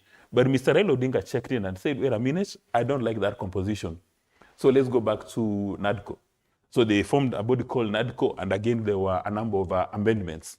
Then when these people are about to be sworn into office, again, some politicians, including Muli and others, said, wait a minute, we don't like this composition. Because my understanding is, when Muli went to the courts, he said that he had been given a raw deal, he had been sidelined, while in fact there was a requirement that the position he wanted belonged to a parliamentary party, yet he represents an organization described as a non-parliamentary political party. So there are all those things. And as we move forward, when you have these issues of national interest, maybe the members of the National Assembly and Senate, they need to have guardrails. Because as we speak right now, nothing stops Mura from going to the High Court today and say, I don't like this composition. They may say we don't like the number of men in this team, or the number of women, or even there's no youth, there are no person with disabilities, there's nobody from Mosocho, there's nobody from Elwak Mandera. You can get so many cases, and every Kenyan has got a right to go to court. So for this kind of legislations, maybe they need to be immunized from special interest groups and cartels. But Mutamu, I'm concerned. Do you still feel it is feasible for delimitation and review of boundaries to be conducted before 2027, given that the IBC will only have 27 months? Or have we conveniently locked out that process to after 2027? Whether it is possible, I'll tell you yes. Because I would ask myself, this is a process we have undertaken. And how long does it take to complete the task? That's a question we need to ask ourselves. And if it is less than 6 months, right, for the commission to go around the country. And for your information, we also, like he has alluded, we have a proposal on which constituencies, and the roadmap is there, okay? And which constituency qualified to be either hived or to be subdivided, or which counties, everything is on the table. So to actualize it should not take much time. The big question is not there. The big question is the sitting administration willing to let go this process? That's the question. And what will be the spiral impact of this process? The delimitation of boundaries. Yes. What will be the spiral impact to the sitting government, right? And it is very obvious that the moment you go that route, you will have, and excuse my language, you will have Mount Kenya having more constituencies. And what does that mean? Control of parliament. Is it that something the existing regime would want? The answer is no. Okay? So if you give Mr. Don't Touch Mlima more power, what will that happen after elections? All right? You may win the election, but with less members of parliament. That means you will have to go back now to Mr. Don't Touch Mlima, Apana Guza Mlima, to have some discussion with him so that the members from that side can support your initiative in parliament. And that is all what it takes. You can be a president today, but you have no members in parliament. How will you govern? It will be very difficult. Is it time to revisit the one man, one vote, one shilling debate, Bwanagakuya, now that we can see a semblance of an IBC coming in the next few months? Is it time? In fact, Demoli, the idea is questionable. And I think that, in fact, if our political leaders, and especially the heavyweights, could set aside their political interest, this is something that can be achievable tomorrow. Because let me tell you, Demoli, in the image of the face of Kenya, it is purported that one man, one shillings will only benefit the Mount Kenya region, which is totally incorrect. Remember very well, we have Luhya community, which is a very fast community and big in number. We have Nyanza, equally big in number. We have Eastern Kamba, with big number. And then we have those major communities that actually are suffering. Because when Ninjara child is enjoying right from day one, what we call bursaries from the kitty of the CDF, to the end that you can enjoy the whole scope to the university without struggle. That is the same way we would wish the student in Dandora to enjoy, the student in Nyaza to enjoy. Why do we discriminate that those students are not equal in the image of the nation? It is wrong. So we must look for a solution to those areas and critical ones where population is key, because you have the government to serve the people, not serve the mass size of the land. Surely, do you allow people to suffer because, in fact, you want to cover the Radimas? It's unfortunate if we cannot consider to bring close the interests of our children. That you can imagine a student is earning over 20,000 bursary, when another one, it cannot even get to 2,000 Kenya shillings. What kind of discrimination is that? It's unfair. And therefore, we should totally remove the barriers of what we call political interest and think as Kenyans and solve a solution to benefits of the Kenyans. And number two, as I conclude, let me also say, as much as the determinations of boundaries is key, you cannot stand to say that you can curtail a certain community and a certain region because of particular reasons. Because the Constitution does not emphasize that. Let us be observant of the Constitution and follow our Constitution to the letter.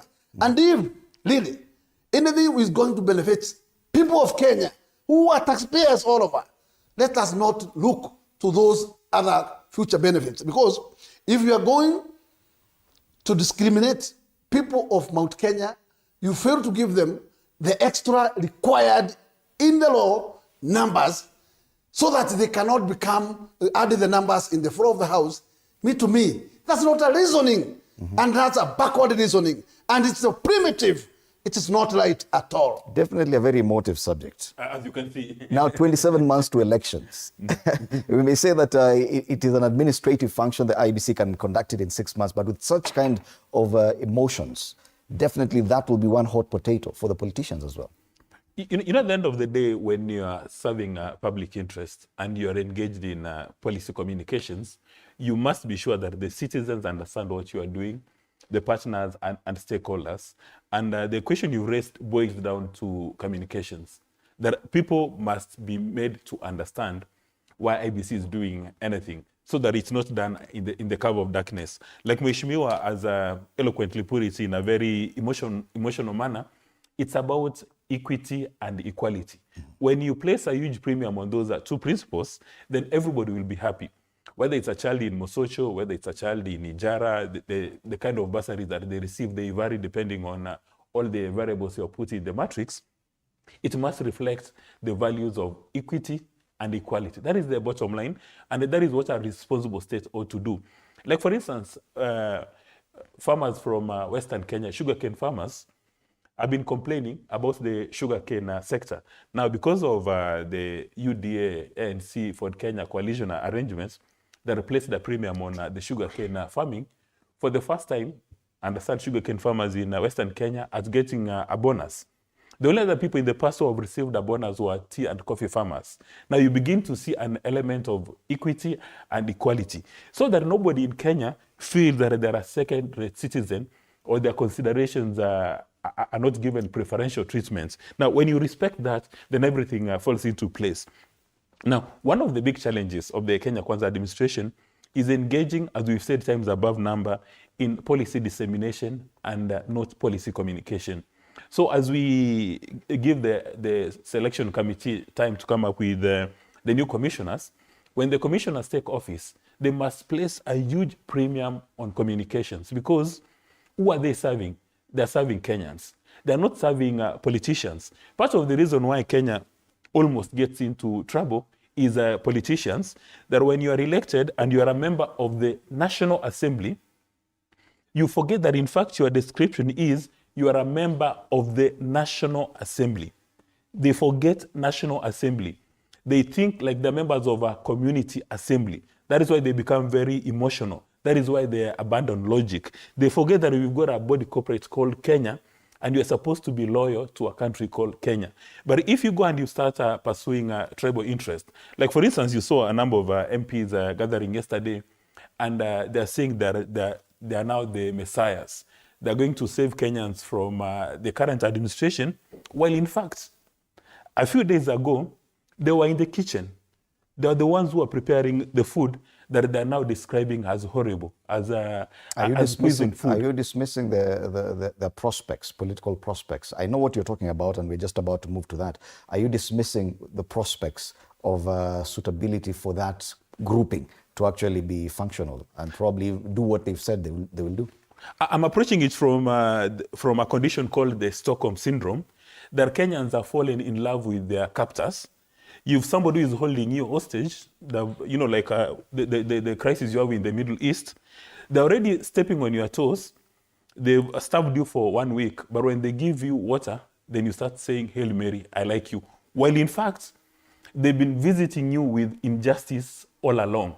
And if Kenyans do not abandon this tribal thinking, if Kenyans do not embrace logic, then we are going to be in this space called the Stockholm Syndrome for the longest time possible. You know, part of the challenge that, the biggest challenge you have here in Kenya is that when we approach elections, people abandon logic. Then that is when they remember that my name is Kamau, my name is Mukua. Then I go back to my village and ask myself, what is going to serve my interest? You know, there's a principle in economics saying that every human being is born to be rational. But as you approach elections, that rationality disappears through the window and we become tribal. You recall during the last elections, we were warned times above number by relevant authorities. There are a number of people who are going to present themselves before IBC.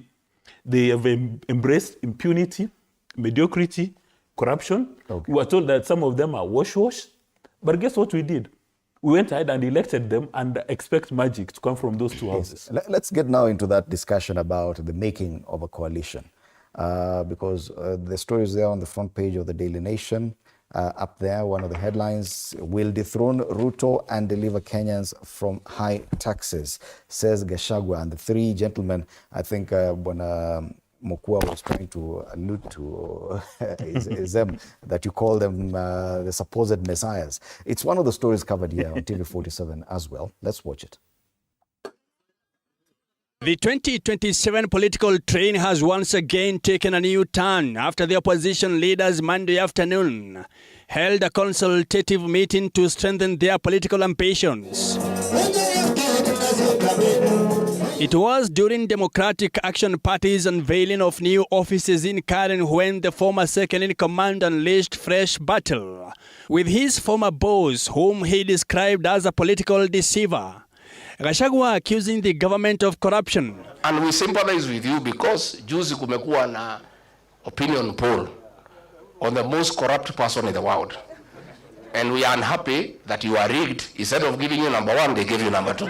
This, he says, follows a series of corruption activities he witnessed during his tenure as the second deputy president. And there are two watu wawili, moja anaitwa Adil na mwingine anaitwa Jayesh. These are the conveyors of corruption in this country. Na ndio watu wenye she and sha.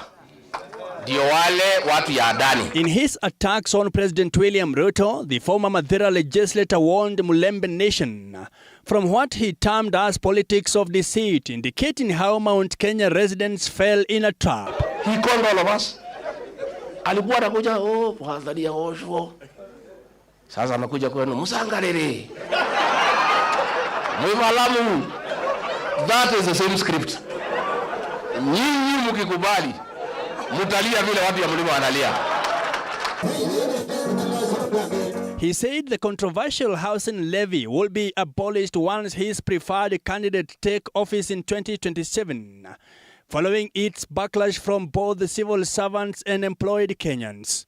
Gachagua recalled receiving a phone call from the president's aide questioning his silence on the controversial Adani deal and alleged failure to defend government projects. Kwa nini huyo nyonga alilima serikali mambo ya Adani and you are not defending? Nikamwambia I cannot answer you. Tell your boss to call me. So president amenifikia, Nimemwambia mimi siwezi. That thing is corruption.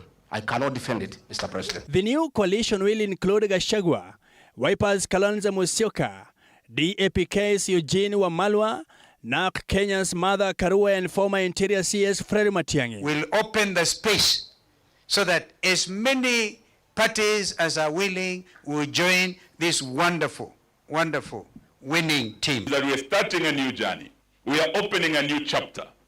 The formation of a new coalition that is going to form the next government of the Republic of Kenya. Yesterday, Dr. Fred Matiang'i called me from where he is. Na wale ambao hawajui, amepewa kazi na World Bank kule Latin America, ambaye alikuwa amepatiwa agreement. Sasa ameamua atawachilia hiyo kazi, atarudi Kenya. The team, however, says it continues engaging with different stakeholders with the same ambitions to oust what they termed as a corrupt regime. Mike Kagwango, TV 47, Nairobi. It's also there on the front page of the People Daily. Gachagua, Kalonzo, Matiang'i in race to form a grand coalition for 2027. Yes, so the name Matiang'i features there even on the front page of the Star. It's Matiang'i and the Kisii factor. Let's start off with the issue of the coalition, what they're calling a grand coalition for 2027. Is it too early, Bwana Mutambu, to actually expose such a plan by them? I know they are yet to form it, but the plan to form a grand coalition, is it too early? It is not too early, because what we are dealing with here is a very complicated matter. And one thing we need to understand is that the person they are trying to unseat is not a pushover. It's not somebody you can just run tomorrow and just beat them. I have a problem with the coalition. And remember, I said here last time, I have not seen an organized group which can remove Ruto from power today. Coming together as names and organization, those are two different things. I have been a politician, he's a politician, and up to today. And I know what it takes to organize yourself to win an election. That is the part which is missing with this team. And when you look at them, you ask yourself, and I always put a caution, you excuse my language, 5 chickens and 3 elephants, which is heavier? That's a question we need to ask ourselves. And you know, in politics, for you to become a giant, it is who surrounds you. See who surrounds you. I pick Gachagua. I see the people who are surrounding him, okay? And I see who can support him, either politically, with the numbers, and maybe financially. Then I go further, and I ask my good party leader, who surrounds you? You know, show me your friend, and I'll tell you what kind of a person you are. Show me who surrounds you in this business of politics, so that you can move to the next level. You cannot leverage on what Gachagua has. You also need to bring something on the table for you to make ends meet. But if whatever you are bringing in table, despite you having a big name, but whatever you are contributing to the table does not add any value to what either Gachagua has or Matiang'i has or Kalonzo has, then I see some problem there. And that's why I'm saying I have not seen an organized team to remove Ruto today. They have not reached that milestone. They need to go to do so. And that's what I'm saying. On your anecdote with chicken and elephants, so this one, chicken? You tell me. Your guess is as good as mine. Bwana Gakuya, that comparison between chicken and elephants, do you agree with it? That probably, yes, there may be many, but not as heavy as the other side. In the morning, as much as I live in this urban, especially this country, equally, my good friend Mutambu lives here. He doesn't live in Mass. And he's not new in politics. Equally, I'm not new in politics. And I can tell you, ignorance is the worst mistake. And I can tell you, you may ignore a cop and it can carry you down. In this case, I would like to tell my good friends, the longest journey starts with one step. And for sure,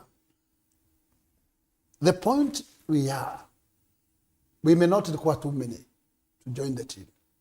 That team is enough to secure an election, if it's a united team for a cause. What is very important is commitment to the cause. And Mutambo should not push this particular team to release or expose their strategy for their winning. That you come to name who will lead the team so that he can be comfortable in a manner he wants. It is not going to happen tomorrow, not even the day after tomorrow. But politics is strategy. And the methodology that actually these young men will apply, I am sure, with the support of Kenyans, what you need is only the support of Kenyans. And if the numbers is on their side, I can tell you for sure, William and his brother, former prime minister, they may put mechanism on the table. And I can tell you they can be beaten 10-0. 10-0.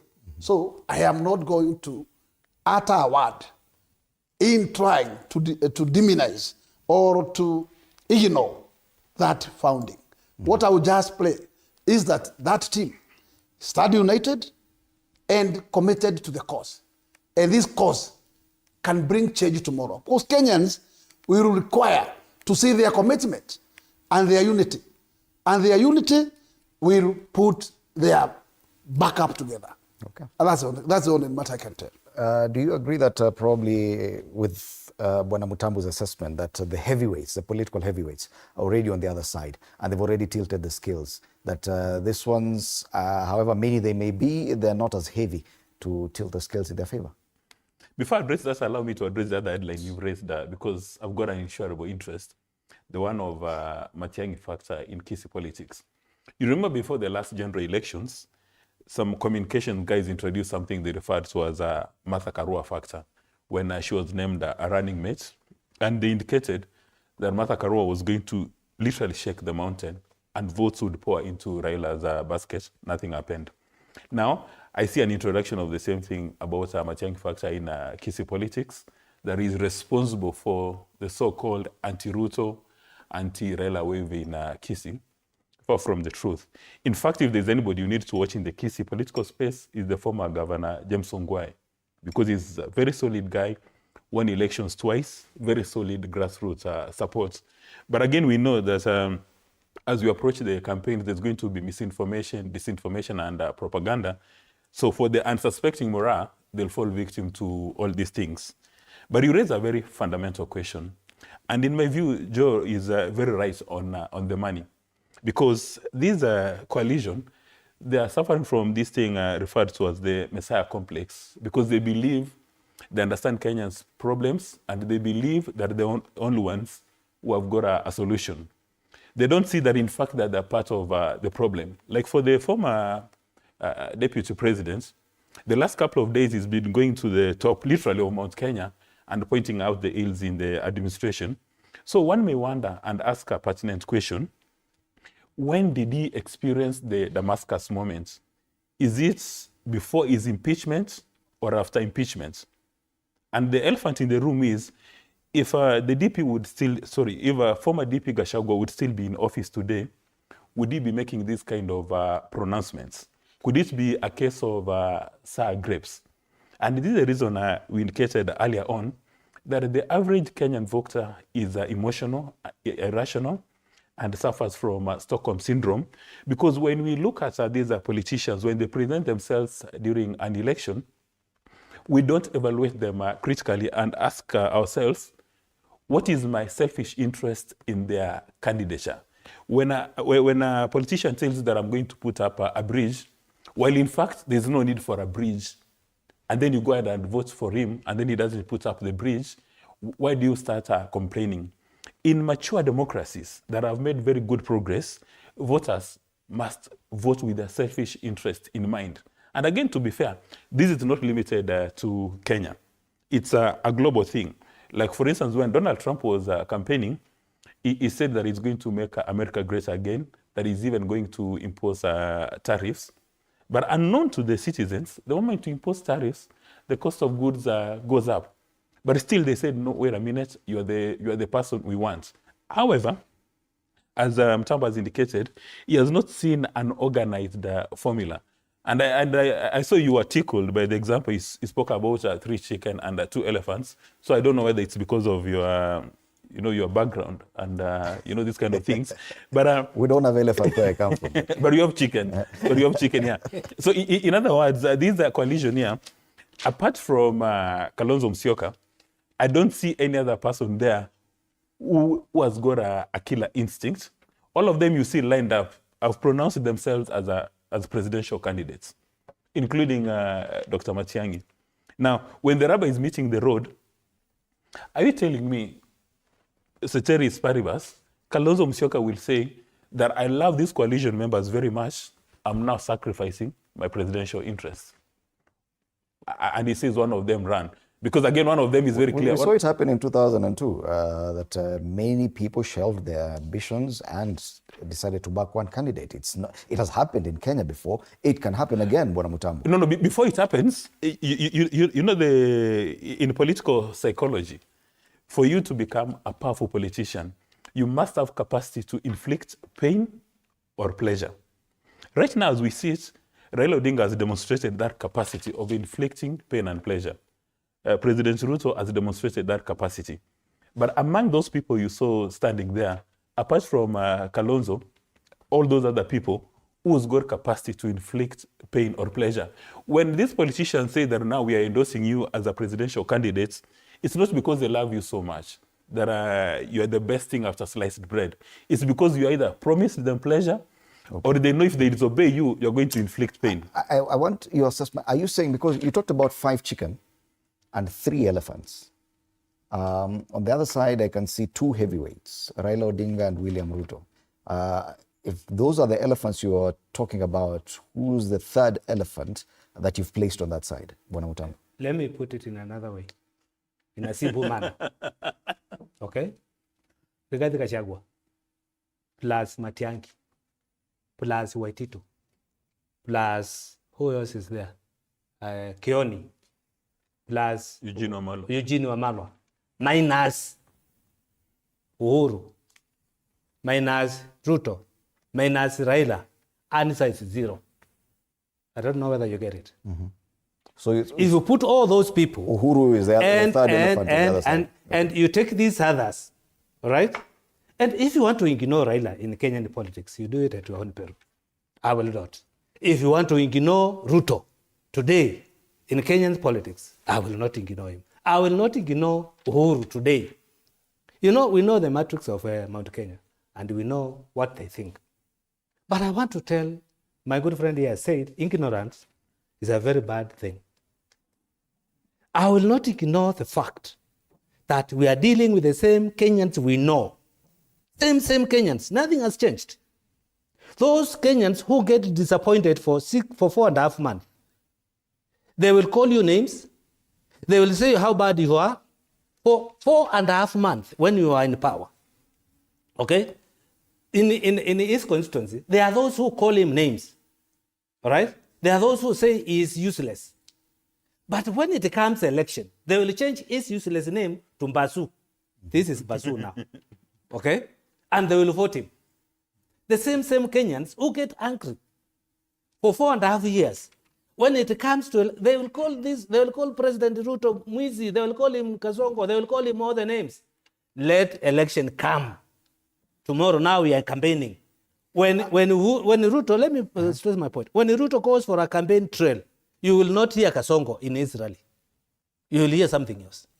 When Raila comes, nobody will call him betrayer. And Raila has his base. He has his constituency, which does not change. And that will not change. Trust you me. Uhuru has got his constituency. which actually they voted against him last election, but now they are regretting where they are doing so. You don't know how many have been converted, okay? Who have come from where they were to the side of Uhuru. And we don't know how much you can muscle. And there's another aspect we are forgetting in politics, whether we like it or not. You don't go to politics when your pocket or when your pockets are upside down. Okay. Now that we are focusing on this coalition that was mentioned yesterday, still Bwana Mutambo, you seem to have dismissed them as non-starters. If at all you were to look at them objectively, what do you think would give them that bite? What one move would they make for them to be effective as an opposition or a grand coalition? That when I say this, I'll be advising them, and I think I'll be doing it for pro bono. Okay? But don't refer to what we call. I'm saying I'm advising. No, because, I'm not insulting anybody. Because it's like they are chickens because. No. I said you are assessing them that you did not hear me. I said resources. excuse my language. So if you know what that means, I put a rider on that. Advise them kindly. If I were to advise the politicians, I'll start with my own person, Kalonzo Musyoka, and tell him, go back to a backyard, and consolidate your backyard. Because if you talk of Ukambani today, it's purely divided. Put them together. Get people who can support you to be a king. Let those people be with you. Don't chase them away. That is what I would advise him. If I were to advise Gachagua, there is a lot of disunity in Mount Kenya, as much as we are seeing. Because when Gachagua and Uhuru are not pulling in the same direction, there will be a problem, whether we like it or not. Okay?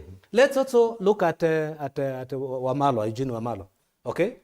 What do we expect from Eugene Wamalo? When we have Musalia Mudavadi pulling on a different direction, Western, if we have 4 people fighting, we have Musalia and Wetangula one camp. We have Natembea and Eugene on the other camp. What does that mean for Western? Okay? So if you are the people who are heading that coalition now, this is the work you need to do. All right? So if Uhuru, Gachagua, they square their own problems in Central, Kalonzo squares his problems in Eastern, and what is his name? Wamalo and Natembea, they square their issues in Western. Then there is a possibility of them now becoming a tangible unit. But you cannot become a tangible unit just because you have been mentioned, you as a person. You need other people behind you. He is a very good politician, but he cannot stand on himself. He has his team. When he wants to do something, he will lift a phone and call. So I want to ask today, who will Kalonzo call today if he needs 100 million to campaign tomorrow in Ukambani? Who will he call? You need to identify those people and have them with you. Not the people who are just following you and lying to you, you'll be the president tomorrow. Okay. And if you want to fuel a chopper, they cannot. Bwana Gakwe, you must admit that the issue of resources in politics is key. Bwana Mutambo has kept on insisting, even referring to these people as chicken. Do you agree that in as far as resources are concerned, probably this team is lacking? I will repeat my earlier words. Ignorance is a big mistake. What Mutambo is doing is preempting that this team is a team which cannot stand by itself because they are like financially broke. No. I said organization. In this particular case. Organization. Bwana Mutambo, you've talked about money. Listen. You've talked about money. So everything involves money. Exactly. That's what he's responding to. His road is that then they need to fall back, look for Uhuru, for backup. This especially not to muscle the mass, but the resources. But I will tell you right here that in fact, that team is capable to run the campaign to the end. And I cannot stand here to leak where the resources should come from. That is just be left to be handled under the carpet. But I want to assure Mutambo, this team you are ignoring in this manner. I will tell you, at the end of the day, you come to tell me that actually there was something I knew that you never knew. Yes, but my position as I close is that this team has all what it takes. Remember very well, Uhuru Muigai Kenyatta garnered 2 terms of presidency without Raila, without Kaloso, and their team. But he secured with Ruto. And if you read through numbers from Western, which were less than 10%, and the rest of Kenyans, and he won 2 terms. Ruto garnered the presidency without Uhuru, without Raila. And he beat them in one side where the resources were. But he still went on and won. In this case, I want to tell you, as much as you want to be a Toma of the day, kindly don't ignore this team. You know, Mutambo has captured Kenya's problem, and it's a sad day for Kenya that he has highlighted the problem and glorified the problem. That for us to make progress, we have to coalesce around personalities. That is what I described as the Stockholm syndrome, the Messiah complex, that we believe it's personalities who are going to sort the day. We should be coalescing around ideas, asking everybody who wants to become a leader, whether an MCA, provided you're looking for an elective position, place your ideas on the table. Now, if you're going to elect leaders simply based on their bank balance or their capacity to organize themselves and get resources, then we shouldn't complain about poor leadership when they get into office, because we voted them on one fact, that they come from big ethnic communities, they can beat everybody into a row and form political parties, special purpose vehicles. They get the numbers, they come to the table, and if you try to raise your head, they will crush you. When is Kenya going to coalesce around ideas so that we say politician A has come up with a very sexy idea, this one is going to take Kenya to the next level? If we keep on doing primitive politics, that we are anchoring our future on personalities whose selfish interests and resources, whose selfish interests are not aligned to our selfish interests. Because this politician has not presented an idea for discussion. He has just told you, I come from this tribe and I'm the tribal chief. I'm the cult leader. You have to dance to my drum beat. However, again, another important issue that Mutambo has raised is about resources. And these resources, you must not have the resources in your personal capacity. But when you come up with a very good idea, people will give you resources. I guess that's what it means by organization. You recall when Barack Obama initially started campaigning for the presidency, at some stage even his credit cards were rejected. But because he had a very good idea, he organized himself and the people fundraised. So even in Kenya today, if you've got a very bright political idea, you present it to Kenyans, and Kenyans identify their selfish interest, they will fund it. But the bottom line is, even before you start presenting that idea, you must have the bare minimum resources so as to package your position. But if we go with what Joe and Gakui are indicating here, that we are going to bank our future, our aspirations, on this primitive tribal mobilization, on this primitive creation of cults, then in the next few years, our neighbors will overtake us and will not what has happened. You know, you recall that as we close, Tanzania is doing very well.